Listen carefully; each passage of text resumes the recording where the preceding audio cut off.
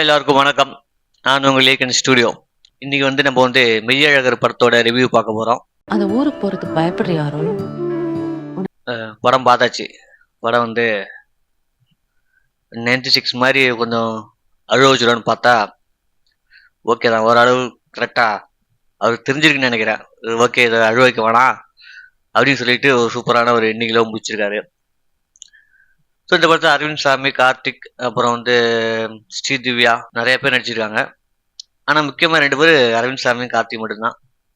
Premkumar directions, இவருக்கு 2வது படம். சினிமாட்டோகிராஃபி, ஆர்ட் ஒர்க்கு, பீப்புள்ஸ், இவங்க எல்லாமே சூப்பராக நடிச்சிருந்தாங்க பார்த்தது. அப்புறம் என்னன்னா, இந்த படத்தோட கதை என்னன்னா, அரவிந்த் சாமி தஞ்சாவூர் பக்கத்தில் நீடுன்னு ஒரு ஊர்ல இருக்காரு. அவங்க வீட்டுல சொத்து பிரச்சனையால சென்னை கிளம்பி போறாங்க. போயிட்டு திரும்பவும் ஒரு 20 வருஷம் கழிச்சு அந்த ஊருக்கு வரப்போ அவர் யோசிச்சுட்டே வராரு, திரும்பவும் நம்ம அந்த ஊருக்கு வரோமே சொல்லிட்டு யோசிச்சுட்டு வராரு. இப்போ அங்க அவரு தங்கச்சியோட கல்யாணத்துக்கு வரப்ப கார்த்தி சார் வராரு. அங்க நடக்கிற விஷயங்கள் தான் ஒரு படம். ஒரு நைட் ஃபுல்லா, ஒரு நைட் என்ன நடக்குதோ அதுதான் அந்த படம். எப்படி 96 ஒரு நைட் ஃபுல்லா நடக்குதோ அது படமா இருந்தோ, அதே மாதிரி இது ஒரு நைட்டு ஃபுல்லா என்ன நடக்குதோ அது ஒரு படமா எடுத்துறாங்க. ரொம்பவும் சூப்பரா இருக்கு. இது படம்னு சொல்லி அப்படி அடைக்க முடியாது, ஒரு நாவல் சொல்லலாம். எனக்கு தெரிஞ்சு நாவல் சொல்லலாம். அப்போ அப்படி சொன்னதே கேட்டாங்க. இப்போ எப்படி ஒரு ஒரு கோட் லைஃப் ஒரு நாவல் மாதிரி இருந்ததோ அதே மாதிரி இதுவும் ஒரு நாவல் மாதிரி இருக்கு, அவ்வளவுதான். தமிழ் சினிமால இந்த மாதிரி படம்லாம் வர்றது ரொம்ப அபூர்வம்.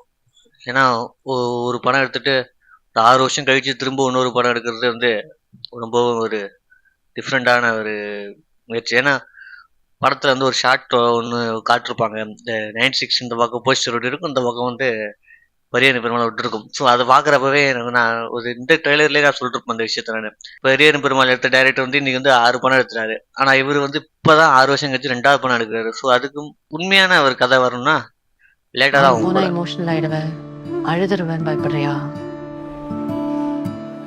உண்மையான தாக்கத்தை ஏற்படுத்துது ஒரு கதை அது லேட்டா தான் ஆகும். நல்லா இருக்கு பாக்குறதுக்கு. நடிப்பு பேசிக்கிட்டே தான் படம் ஃபுல்லா போவாங்க. இந்த ஒரு ஆக்ஷன் கிடையாது, சண்டை கிடையாது. சொல்லி ஆமா அட அதுக்கு தொட்டுக்க பூண்டு பொடி இது என்னன்னே தெரியலையே, டேய் வேற என்ன இருக்குன்னு சொல்லுங்கடா, அப்பதான் சாப்பிட முடியும். துப்பாக்கி சூடு டம்முன்னு கிடையாது. ஆனா துப்பாக்கி சூடு ஒரு சீன் வரும் பாருங்க, அது ஃபீல் தான் பண்ண முடியும் நம்மளால. பட் ஆனா அதை பார்க்க முடியாது. பார்த்தோன்னா ஒரு ஷாட்ல காட்டிட்டு போயிடுவாங்க. நல்லா இருந்தது.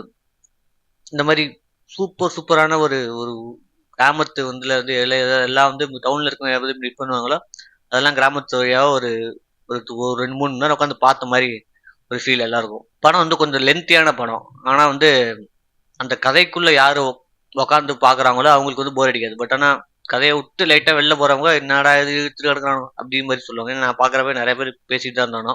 நான் பாக்குறது எனக்கு என்னன்னா, கதையை பாக்குறப்ப அது ஃபுல்லா போனாதான் அது நம்மளுக்கு பிடிக்கும். சும்மா உட்காந்து கமெண்ட் அடிச்சுட்டு இருந்தா ஒண்ணுமே தேராது. அது 2K கிட்ஸ் நினைக்கிறேன். 2K கிட்ஸ் இப்போ இருக்க உண்மையே சொல்றான். படம் பார்க்கணும், படத்தை மட்டும் தான் பார்க்கணும். அதை விட்டுட்டு வேற எங்கேயாச்சும் செல்ல நோட்டு ஆளை கூட்டிட்டு கடலை போறது இப்படிலாம் பண்ணா அந்த படம் பார்க்கலன்னா சும்மா உட்காந்துடணும்.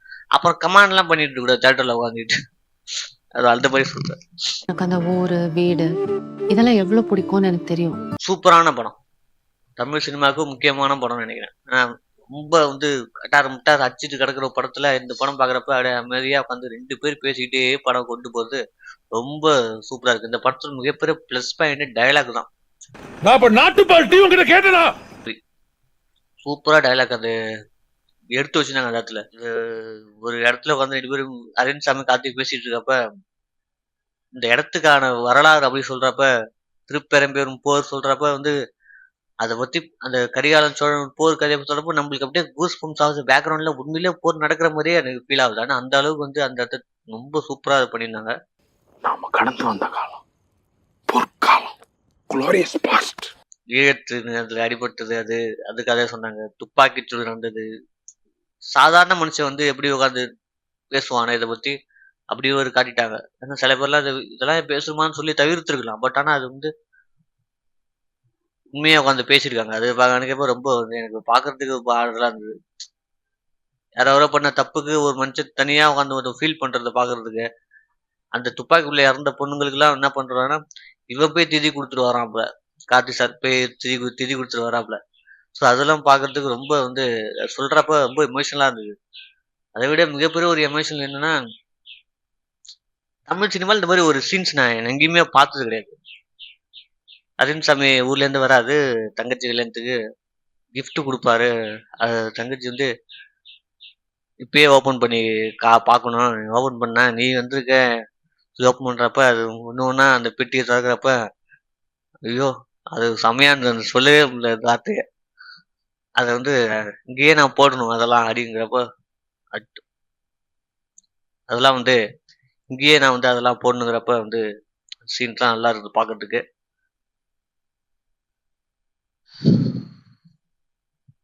நல்ல ஒரு ஃபீல் குட் மூவி.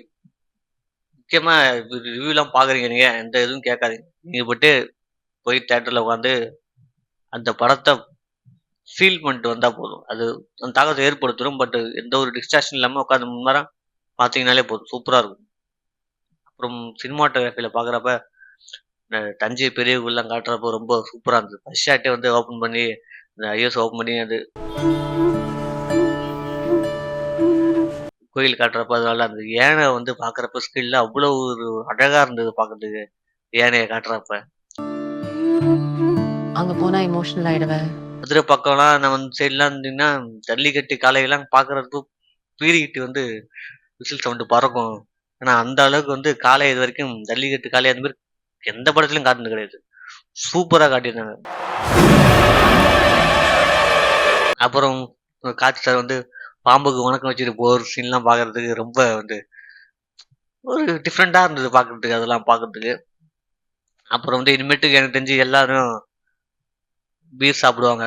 அது வந்து எப்படி சாப்பிடுவாங்கன்னு படம் பார்த்தீங்கன்னா தெரியும் உங்களுக்கு. சில பேர் இந்த குடிமகன்லாம் இருக்காங்கல்ல, அவங்கள சொல்றேன். மத்த நீங்கலாம் சாப்பிடாதீங்க. உடம்புக்கு கெடுதல். அதுவும் நல்லா இருந்தது பார்க்கறதுக்கு. ஓவராலா அந்த படம் எப்படி இருந்ததுன்னா, எல்லாரும் இன்னைக்கு மறந்த வாழ்க்கைய வந்து ஒருத்தன் வந்து எடுத்து காட்டி, "இதோ பார்றா இப்படிலாம் நீ இருக்கணுமே" அப்படி சொல்லி காட்டுற மாரி இருந்தது பார்க்கறதுக்கு. ரொம்பவும் ஆத்மார்த்தமான உண்மையான ஒரு படமா இருந்தது. நம்ம மனசுலயுமே ஏதாவது ஒரு மனுஷனுக்கு உதவி செய்யலாம்னு நினைக்கிறப்ப, "இவனுக்கு எதுக்கு உதவி செய்யணும்? நம்மள உதவி இல்லாம இருக்கோம். இவனுக்கு எதுக்கு உதவி செய்யணும்?" அப்படின்னு நினைக்கிறப்ப, அந்த கேரக்டர் என்ன பண்ணும்னா, வெள்ளந்தியான ஒரு கேரக்டரா இருக்கு பார்க்கறதுக்கு. ரொம்ப வந்து அப்படிலாம் நம்ம உதவி செய்யாமலாம் இருந்துட முடியாது. ஒருத்தன் கஷ்டப்படுறான்னா உதவி செய்யணும்ல.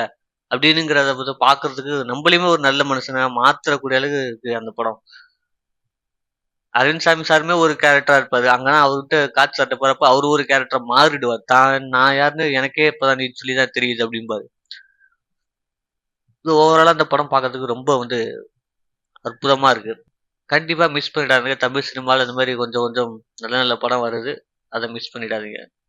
ஏதாவது இன்னும் ஒரு 6 வருஷம் கழிச்சு திரும்பி இன்னொரு படம் எடுப்பாரு நினைக்கிறேன். அதுக்கும் நான் அந்த ரிவ்யூ போடுறேன். சூப்பரான படம். நல்லா இருக்கு. எல்லாரும் பாருங்க. சப்ஸ்கிரைபர்ஸ் பண்றீங்க. வியூஸ் எல்லாம் போகுது. பட் ஆனா யாரும் சப்ஸ்கிரைபர் ஷேர் பண்ற மாதிரி தெரியல. சப்ஸ்கிரைபர்ஸ் பண்ணீங்கன்னா கொஞ்சம் வந்து மன ஆறுதலா இருக்கும். இந்த மாதிரி சொல்லுங்க, எந்தெந்த படத்துக்கு ரிவ்யூ போடணும், ரியாக்ஷன் பண்ணணும்னு சொல்லுங்க. அது பண்றோம். அமரன் படத்தோட சாய் பல்லவியோட இது வந்திருந்தது. ஸோ அதை நான் பல்லாம் பார்த்தேன். பட் ஆனா அது வந்து எனக்கு புதுசா ட்ரெய்லர் ஓட்டணும், அதை பண்ணிக்கிறேன் அப்படின்னு சொல்லிட்டு நான் விட்டேன். சின்ன ஒரு நிமிஷமா இருக்கு பார்த்தேன். ஒரு நிமிஷம் தான் இருக்கு. அது தேவையில்ல. ட்ரெய்லர் வருது, அதை பண்ணுவோம். அமரன் பத்தி பேச வேண்டியது நிறையா இருக்கு. அது ஒரு டிஃப்ரெண்டான ஒரு ஜானர்ல போகுது. ஸோ அதை பத்தி நம்ம தனியா பேசுவோம். அப்படி இல்லை சாய் பல்லவி இல்லை அமரன் பத்தி பேசணும் அப்படின்னு சொன்னா ஒரு வீடியோ வேணும்னா சொல்லுங்க, போடுவோம். ஓகேவா? சரி, இந்த வீடியோ பார்த்ததுக்கு ரொம்ப நன்றி.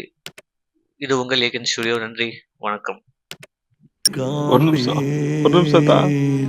யாரோ இவன் யாரோ சொந்தம் யார்தான் இவனோ